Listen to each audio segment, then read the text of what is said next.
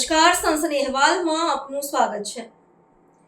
અરવલ્લીના Modasa bypass Malpur road સહયોગ ચોકડીએ traffic jam જોવા મળ્યો।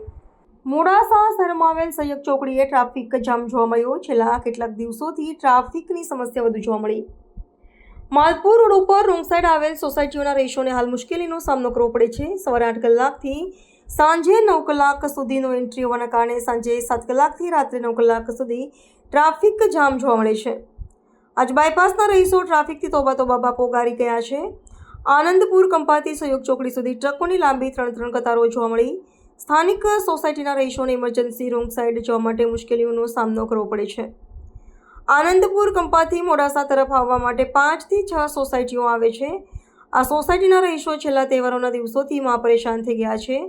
સ્થાનિકોનું કહેવું છે કે કોઈ મોટી જાનહાની થાય તો જવાબદાર કોણ? શું તંત્ર જાગશે કે જોવાનું જ રહેશે?